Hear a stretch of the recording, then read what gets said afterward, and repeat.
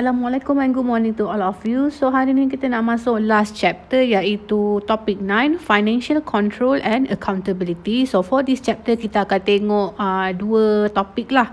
Satu kita akan tengok apa itu financial control and then kita akan tengok apa itu accountability.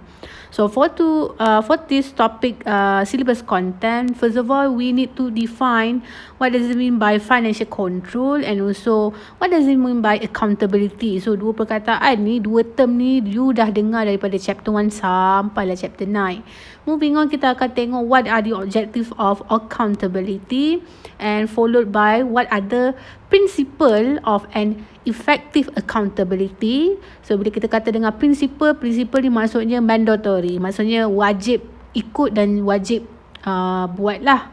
Next, kita akan tengok what are the types of accountability and kita akan tengok what are the mechanism for enhancing the control, financial control as well as accountability. So kalau you selalu dengar kan, objective, principle, mechanism. So basically, objektif ni dia ada banyak. Tapi cara macam mana you nak fulfill ataupun you nak achieve you punya objektif, you ada satu principle.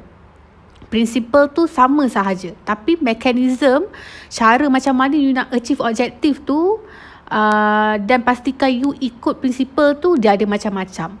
So untuk financial control and accountability, so kita dah tengok dah macam-macam financial system daripada MBS ke OBBS. So kita akan tengok one by one lah. And last but not least, kita akan tengok apa perbezaan between internal and also external control.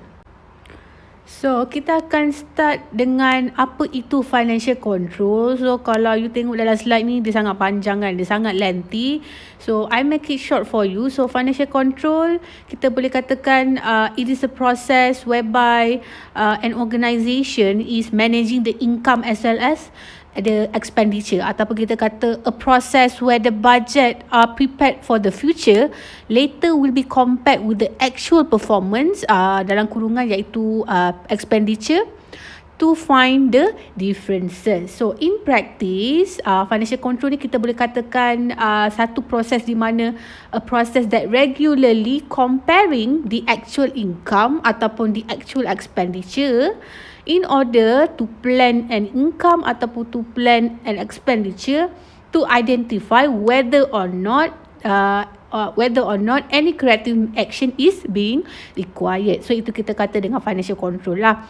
So dekat sini financial budgetary control tu ada benda yang sama. So kita dah boleh, orang kata apa, kita dah boleh connect the dots. You dah boleh try untuk connect the dot dengan chapter 2.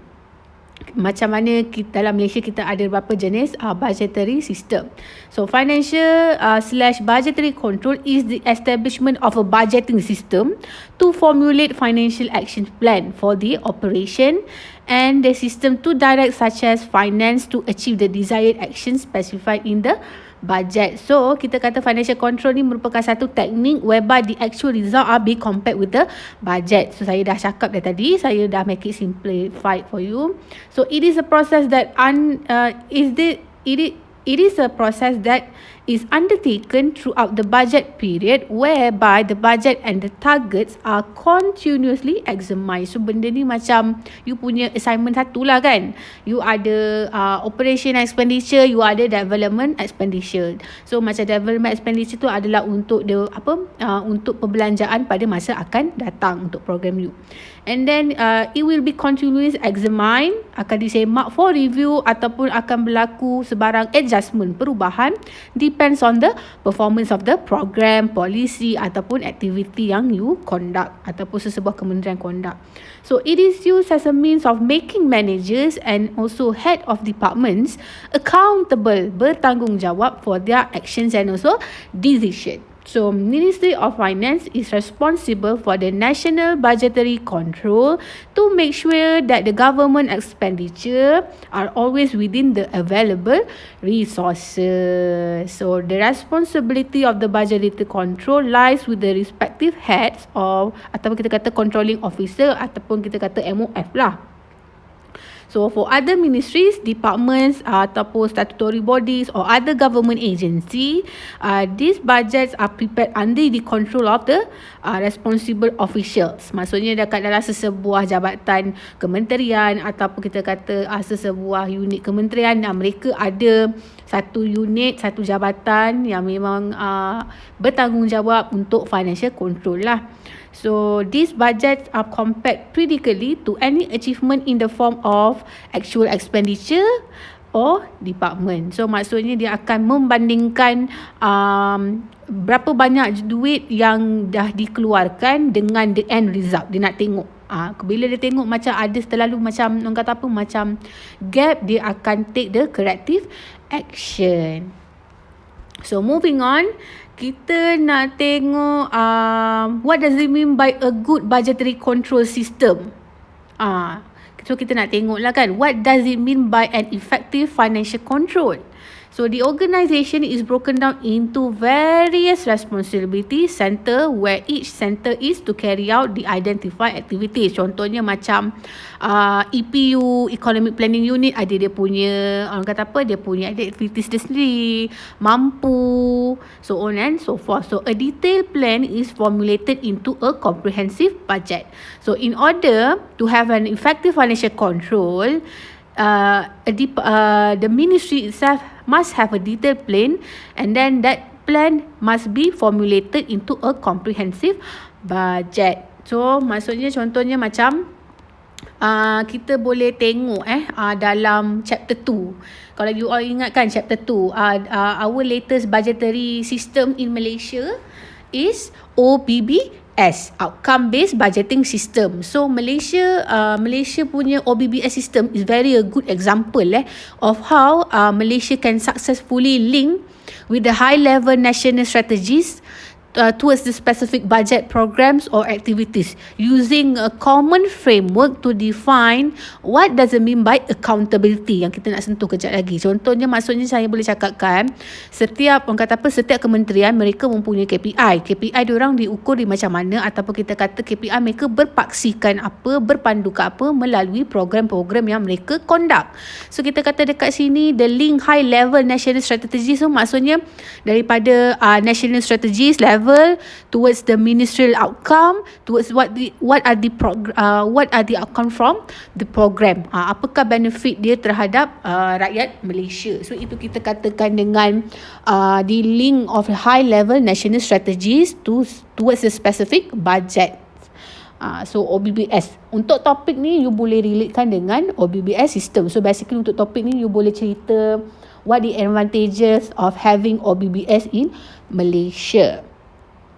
So a performance indicator, again lah KPI, is developed to monitor and evaluate the performance and progress of each responsibility center of the organisation. So a continuous performance evaluation is carried out to determine the performance of the organisation, sama ada dari segi output ataupun outcome, sama je in comparison with the budget. Kita nak tengok what are the types of financial, ataupun kita kata what are the types of financial control / budgetary control. So dua benda yang sama lah. So kita akan tengok lah apakah jenis-jenis dia. Dia ada 7.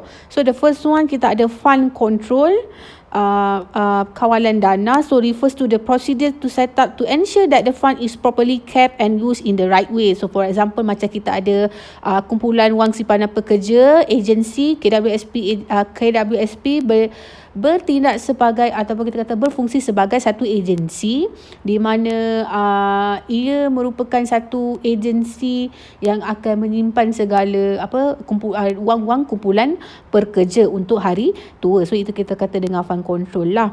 Number 2 adalah revenue control, refers to the procedure set up to ensure that the collection of the revenues of the government are from properly identified sources. There are proper monitoring of such collections and the revenue collected are accounted. So for example, revenue control adalah daripada income tax ataupun kita kata taxes. Next, kita ada expenditure control, is a control procedure within the spending organisation to make sure that all the spending is done exactly for the purpose that has been agreed. hasil pun kita akan dikawal, belanja pun kita akan kawal. So sebab itulah kita ada OBBS system. So basically one of the advantage of having OBBS, OBBS ni dia membolehkan kerajaan untuk reorient the budget preparation. Maksudnya reorient ni maksudnya kita boleh ada buat adjustment tau, towards achieve the national policy. So basically national policy yang saya nak sentuh tentang financial control ni, contoh macam you pernah dengar tak rancangan Malaysia khas ke-10, ke-9, ke-8, RMK itu adalah kita kata national policy on budget lah. So kita akan saya nak cerita sikit lah kan perbezaan. Ada satu kes tapi berlaku dalam tahun yang berbeza. Contoh macam kita ada rancangan Malaysia ke-9 pada tahun 2006 sampai 2010. Sebelum tu tahun ketika itu OBBS belum dipraktis dekat Malaysia.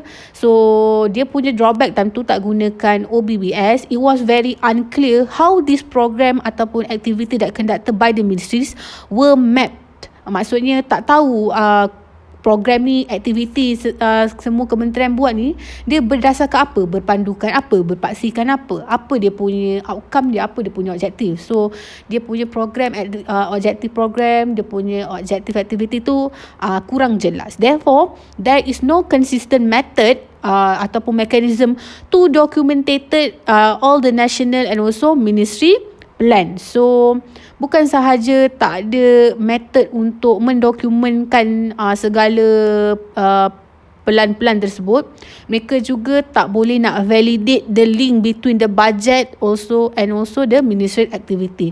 Maksudnya tak nampak the significant tu, tak nampak the link high level tadi tu. Adakah perancangan sesebuah program aktiviti tersebut mampu memberi benefit kepada rakyat? Benda tu tak nampak. And then focus input more untuk sebelum OBBS the focus mostly refer to the input tapi lack of visibility on the output. Maksudnya terlalu fokus dekat perancangan je tapi engkau tak boleh nak predict the outcome, penerimaan daripada rakyat, apa sama ada program itu efektif ataupun tidak efektif.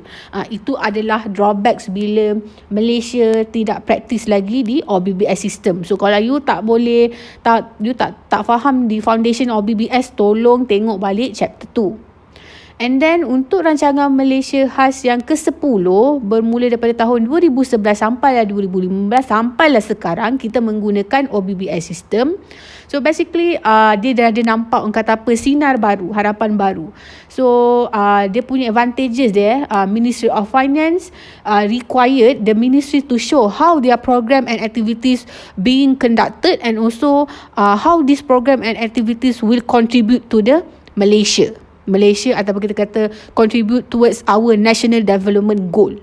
Bila ada OBBS ni barulah nampak orang kata apa, the program and also the activities punya objektif ni lebih jelas dan nyata. And besides that, MOF juga able to identify if there is any redundancy ataupun duplication of spending across the agency. Maksudnya kalau kita boleh katakan macam kalau sesuatu aktiviti tu bila MOF cross check dengan ministry ni, dia akan tengok kenapa kita perlukan dua agensi untuk conduct this program. Bazi-bazi sahaja, padahal satu agensi sahaja boleh buat benda tu. So dekat situ dia boleh identify lah if there is any redundancy ataupun duplication, sebab kita tak nak wasted our taxpayer money. And last but not least, the advantages of having OBBS starting from RMK yang ke-10, the budget review officer can request for performance information also known as national budget national budget progress. Maksudnya budget review officer ni, pegawai-pegawai ni dia boleh minta dekat semua kementerian report tentang progress program-program yang diadakan tersebut. So basically budget review officer ni dia duduk bawah Jabatan Perdana Menteri lah. Okay, moving on, kita nak tengok iaitu types of financial control nombor 4, iaitu payment ataupun disbursement, pembayaran lah.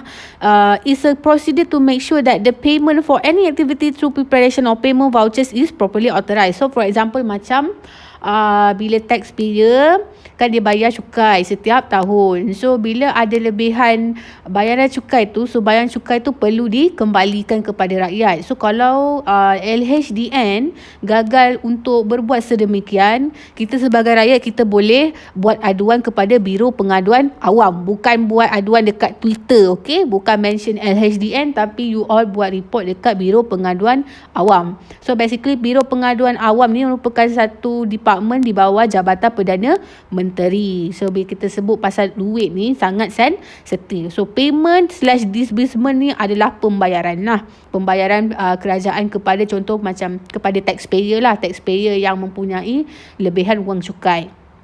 Next, financial control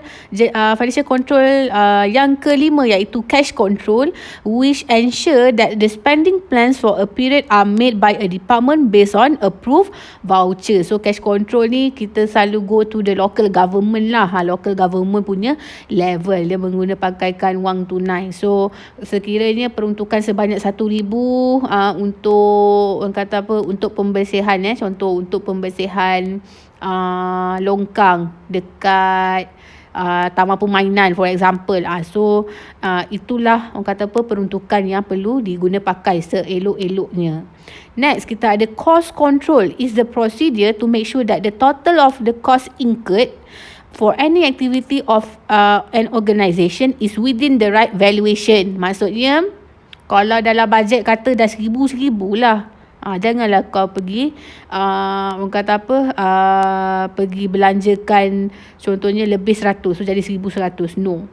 So cost control, you perlu control your punya costing. So basically financial control ni adalah kita kata macam mana kerajaan mengawal pembelanjaan ataupun menyelia dia punya bajet tu.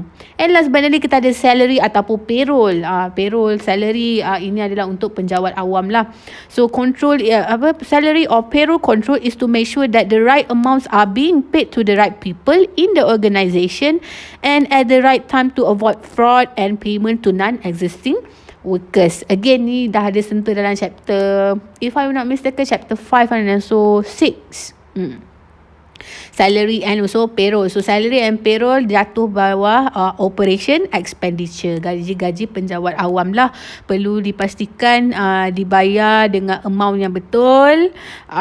Pastikan pekerja tersebut, penjawat awam tersebut berada dalam organisasi yang betul. Itulah kita kata dengan salary and payroll control.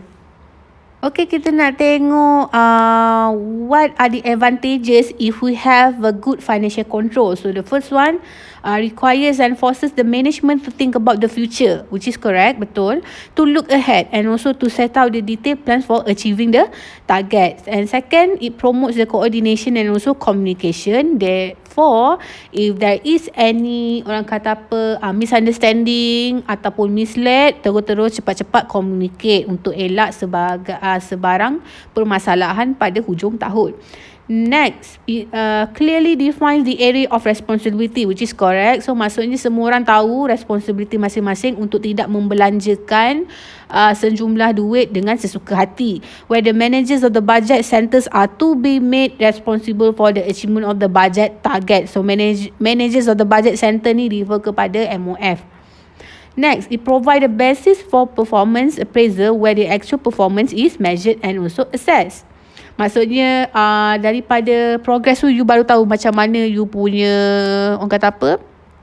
you punya progress merupakan you punya indicator. Sebab saya cakap tadi KPI for each ministry is mapped to this program that has been conducted. Next, kita kata it enables the remedial action. Remedial action ataupun kita kata tadi sebagai corrective action. Kalau berlaku sesuatu, corrective action must be taken immediately. Ataupun kita kata kat sini remedial action to be taken as variance emerge. Next, motivate employees by participating in the preparation of budget. Maksudnya semua orang participate dalam budget tu. Maksudnya semua orang aware dan alert berapakah berapa banyak kos, berapa banyak fund yang ada, and so on lah. Next, it improve the allocation of car resources. So again, kita kena pastikan duit yang kita belanja tu betul-betul seiring ataupun kita kata tally lah, sama dengan jumlah sumber yang kita ada. Bukan analysis economics management time by using the management by exception principle.